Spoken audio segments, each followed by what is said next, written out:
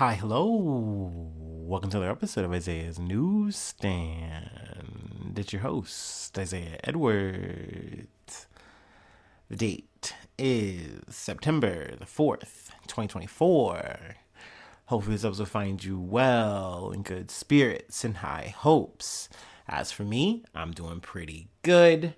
Let's see here. Work went well. Hopefully your Wednesday, your hump day went well as well.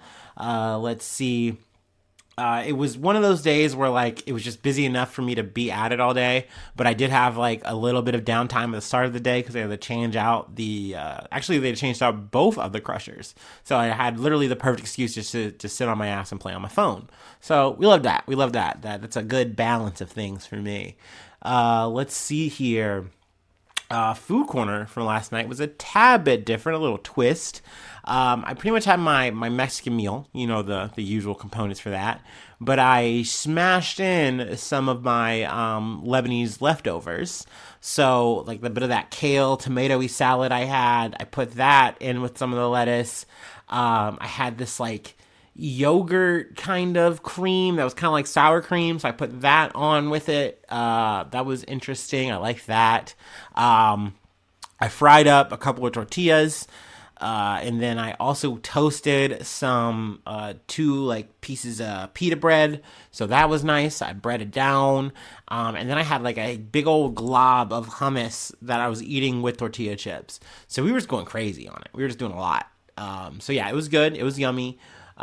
Maybe a little bit less of that for tonight, but we'll see. I'll keep you posted for tomorrow.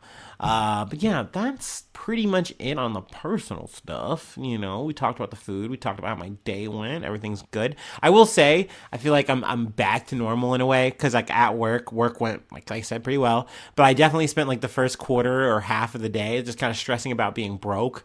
Like, oh, I don't have enough money in the account. I'm gonna die. Which hopefully not. Right? Hopefully I'm gonna be fine. But like, I don't know. I have these moments, and then like I kind of dwell on it, and it dawns on me that this is a very cyclical thing. Like this is just how life works, and it's okay to stress about these things as much as it sucks. You're gonna get through it. You're gonna overcome it, and it's gonna be fine. Fingers crossed. Knock on some wood. But that's really all you can do is just do your best and stay at it, right? So, yeah, there's that. I'm gonna go ahead and do the startup, and we'll go ahead and get into some news. Actually, let me do it that way. Cool.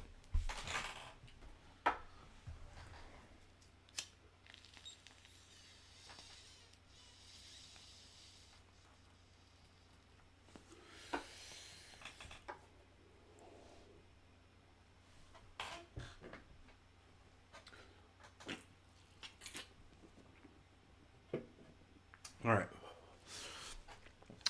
Got a little bit of a two-piecer out of Ukraine.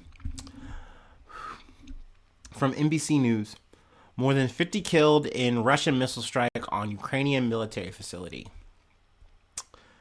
Two ballistic missiles hit a military educational facility and a nearby hospital in the city of Poltava, Ukrainian President Vladimir Zelensky said on Tuesday. At least 51 people were killed and more than 200 injured Tuesday in a Russian missile strike on a military training facility near and a nearby hospital in central Ukraine. Two ballistic missiles hit an educational institution and a nearby hospital in the city of Poltava, 190 miles southeast of Kyiv, the capital. President Volodymyr Zelensky said in a video post on the Telegram messaging app.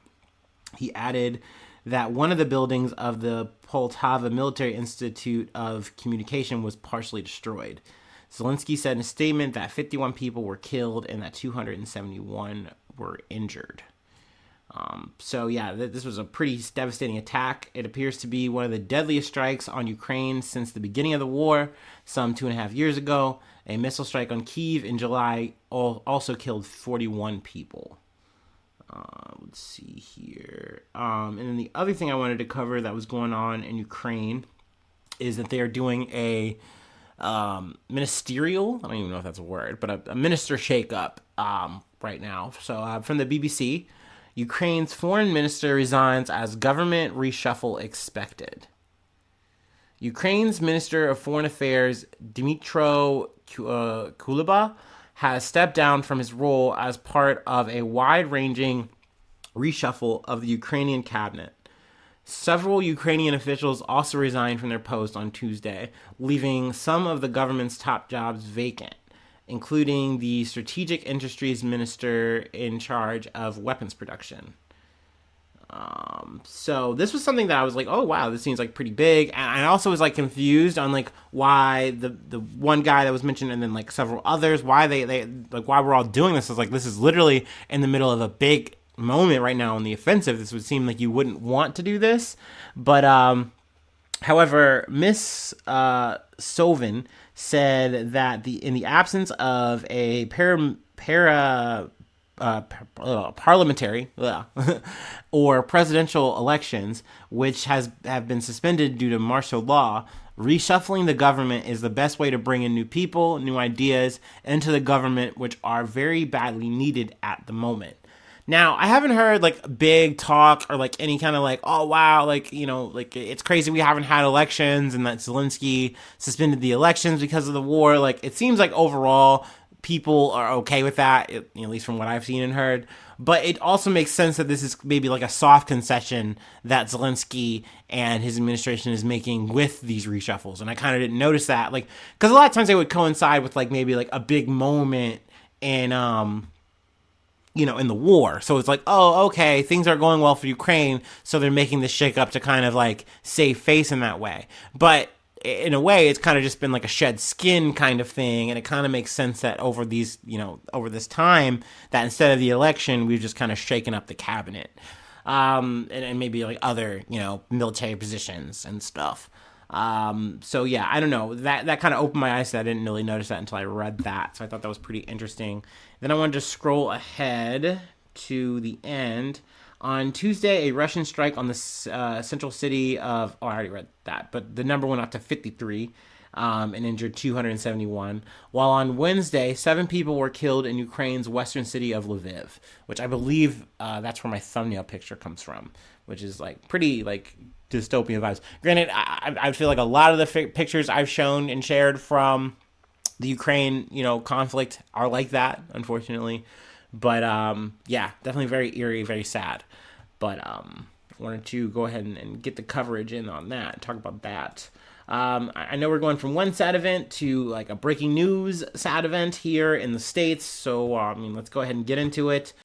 This is from Yahoo News. Georgia high school shooting. Authorities say 14-year-old suspect will be charged with murder after 4 killed and 9 injured. During a press conference on Wednesday evening, Chris Hosey, director of the Georgia Bureau of Investigation, confirmed to reporters that 4 people were killed during the school shooting at Appalachia High School earlier Wednesday. 2 were students and 2 were teachers at the school, Hosey said. 9 others have been hospitalized with injuries. Hosey also confirmed that the suspect is a 14-year-old Appalachia student named Colt Gray, who is alive and in police custody. He said that Gray will be charged with murder and handled as an adult. The priority for us right now in this investigation is to gather all the facts, Hosey said. This is still a very active investigation. And I mean, we don't even know what weapon was used at this point, at this point of recording, at least from what I'm reading here. I will say I did want to read one story from one of the students that was like really eerie. A 17-year-old student told ABC News that he was in chemistry class when he heard gunshots. He said his chemistry teacher locked the door as the rest of the class huddled in the back. The student said he could hear gunshots and screams, and at one point someone banged on the classroom door and shouted, "Open up," multiple times. The student and his class were later evacuated to the football field.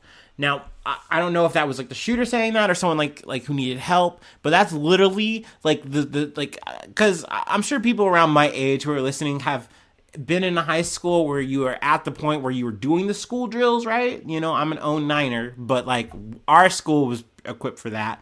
So I just can't imagine being in the real thing one day and all this shit is happening and you're like, oh my God, this is real. Those gunshots are real. Those screams are real. And then someone's banging on the door like that. Like, that's insane. That's so unnerving, so scary. But I guess the one silver lining here is that, like, motherfuckers were quick to act, even though obviously, there was, sadly, lives lost. At least protocols were followed in that.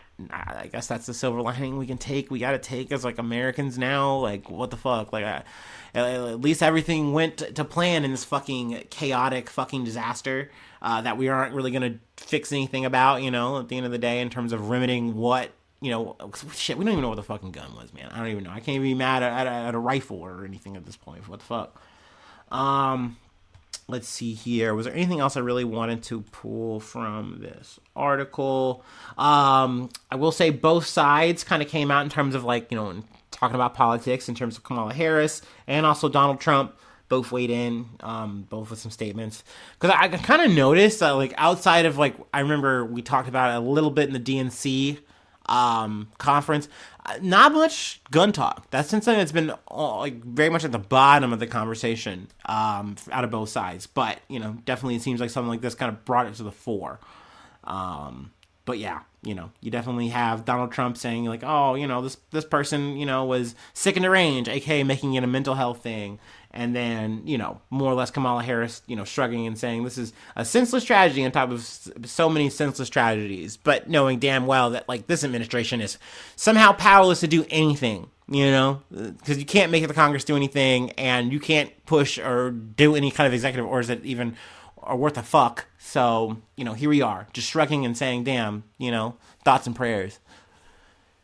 It's frustrating as shit, man. It definitely is. But, what can we do? We just got to keep talking about it, keep covering the shit, and keep moving.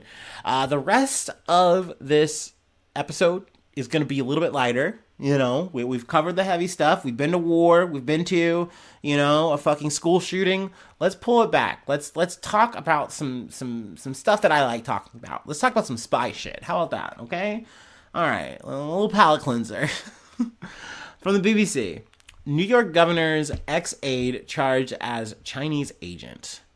Super spy, super spy. A former deputy chief of staff to New York Governor Kathy Hochul has been charged with acting as an agent of the Chinese government. Lin Sun, 41, acted at the order, direction, or request of Beijing in return for millions of dollars in kickbacks, special home deliveries of salted duck, and other perks, according to a federal indictment. Prosecutors say she and Christopher Hugh, her husband and co-defendant, used their ill-gotten gains to purchase real estate and luxury vehicles. So when I first saw a salted duck, and I reading a little bit further, apparently it's Nanjing style salted duck. I looked it up and I was like, damn, I would eat this. I would definitely go for this. I'm more of a Peking duck guy. That's more my thing. I like that. I like the color. I like the crisp. That's more for me. But would I do espionage for either duck dish? No, I wouldn't. And I really this is the time where I dug deep and I said, Isaiah, what would you do it for? Like, what would make you turn up? Not saying who's saying I am or am I already. No, I think it would be a lot of money. You'd have to give me a fuck ton of money. You'd have to at least lie to me and give me some kind of potential out. Because we all know that would be bullshit if you did, right? You'd tell me, oh yeah, we'd have a place for you, yada, yada, yada. Bullshit, I know. But, like, you'd at least have to sell me on that. Because, obviously, like, I'm up a creek with barely a paddle here, and I'm giving you all the fucking juice. And what, am I getting fucking duck? No, I need a little bit of hard cash and an out. You feel me? I think that would at least take that. But I also get in the idea of, like, well, we can't just, like, give you cold hard cash. It has to be a kickback. And it's like, well, I don't know, man. It would feel weird to get, like, tickets to shows and stuff like that. I think that's some of the perks that they got. And they were flipping this kind of stuff. And, like, next thing you know, like I said, they're getting the real estate, they're getting the fucking Ferraris, and that's the real money. That's the real gains. But, like, it's such an obvious thing and so easy to trail and tack. I would never want to do this shit. It's just no way it's worth it, right? But let's get back to the article. The couple pleaded not guilty to the charges against them in a Brooklyn federal court on Tuesday. Miss Sun was sacked nearly 2 years ago after the office of Miss Hochul, who became governor in 2021, discovered evidence of misconduct and reported it to the authorities. So, I mean, her cover was already blown. She was just way too bad. And honestly, like, the shit she was doing was pretty fucking obvious. It's like she was blocking Taiwanese officials from getting access to Hochul, giving Chinese officials like private or like way too much access, and also doctoring articles so that like essentially scrubbing these articles to make Chinese like the China look as good as possible in them. And it's like, I mean, okay, cool. I'm all for like stopping any kind of American propaganda, misinformation, whatever. But like, this is not that. This is definitely quite the opposite of that. You know what I'm saying? So this felt very obvious and apparent. And it seemed like more or less once she got the axe, it was just maybe one of those matter of time things. Apparently they had raided her home, and now they've circled back around to more or less making the arrest. Yeah, I love this little. Apparently, it's like a link to another, like maybe more in depth article. A Ferrari, a Honolulu hideaway, salted duck. Top NY official allegedly spied for China. That's saucy. That's so. I like that title. That's yummy. Yeah, but she and Mr. Hugh now face charges including violating the Foreign Agents Registration Act, visa fraud, bringing in 4 illegal immigrants, and a money laundering conspiracy. Also, they were released on bail. I believe Linda, she got 1.5 mil for her bail, and then what is it, Christopher?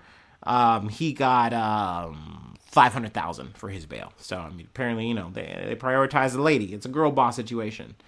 Let's see here. Was there anything else I really wanted to pull here? Miss Sun, a naturalized U.S. citizen born in China, had held multiple high-ranking posts in the state's executive branch and state agencies since 2012, and served as Miss Hochul's deputy chief of staff for almost a year before she was sacked in 2023. Now, in terms of Hochul and her office, they kind of try to blame this on Cuomo, the previous guy who we've talked about a little bit on the pod. Saying like, hey, she worked under him mostly. That was his hire. She's kind of stuck around. But Cuomo is, and his group are quick to say like, hey, no, we were pretty much done with her. She stayed on and got promoted even with Hochul. So like, that's weird, right? That's strange. So, hey, whatever, is what it is. They're both kind of going to point the finger there. But definitely this is a person who kind of slipped through the cracks a little bit, but then they realize like, oh, you're definitely sussy bussy. You got to go. And, once again, crazy things that people do for some salted duck, I guess. I don't know. All right. That's where I really want to leave it. Let's see. We're going to go ahead and talk one more story. We're going international with it, but we're still keeping it spy. We're still doing spy shit. I will say, though, I have my gripes about the spy angle here, but I'll get into it after the break.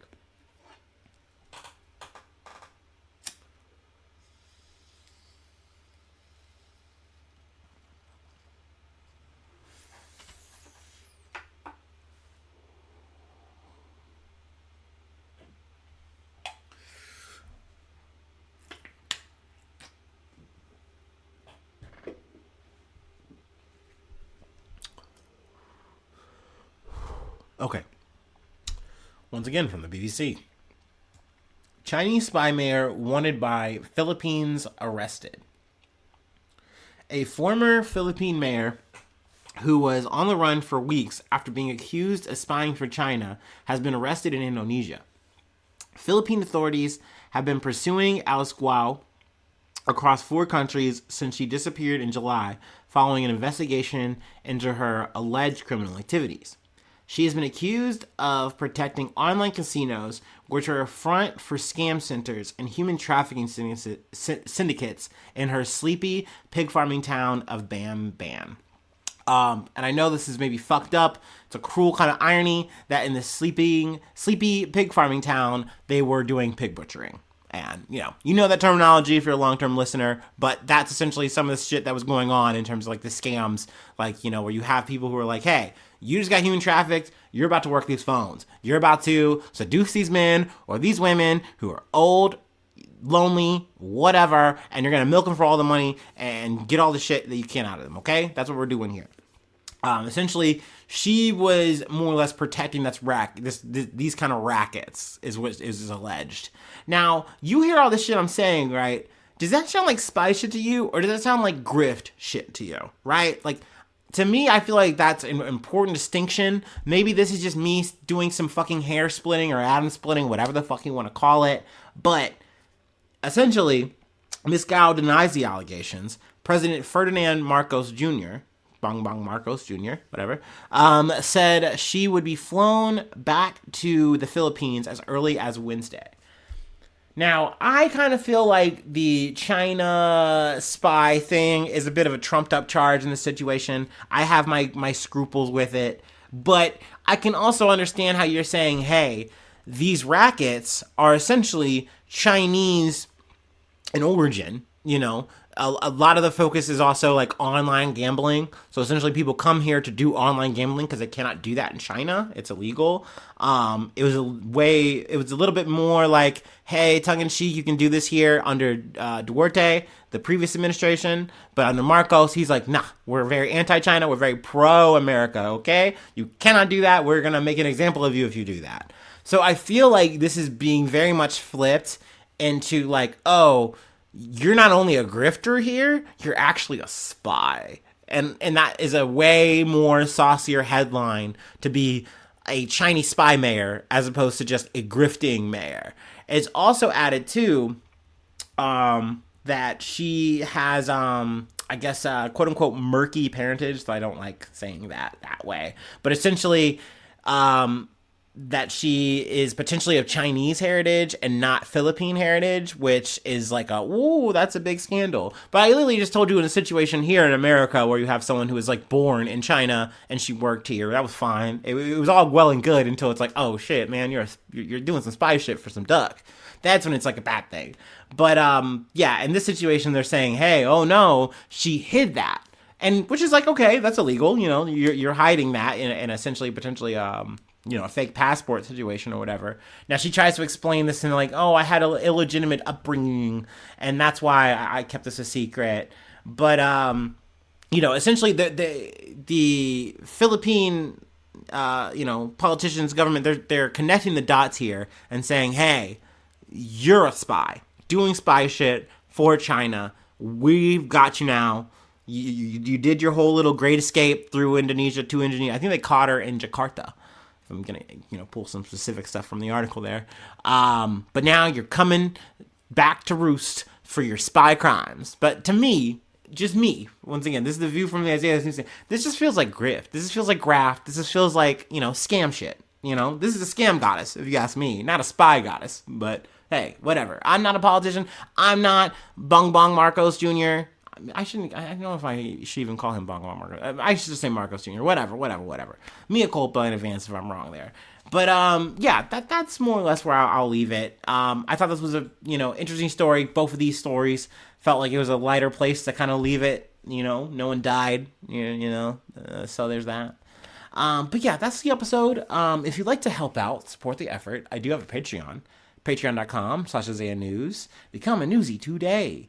I shout you out at the top of the month. Plug a project if you like as well. Whatever, use me as a billboard, a commercial, whatever. I'll do that for you. I work for my newsies. My newsies work for me.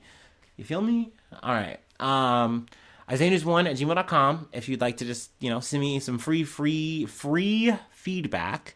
Let's see. Find me on any of the socials you're on or the podcast, whatever you like, whatever you fancy. And hopefully you're subscribed to the YouTube. Hopefully you're following me on Spotify, whatever it is you're listening to. It really helps out a lot. And sharing's caring. It can be fun. Try it out. And hopefully I see you soon for some more good news. I love ya.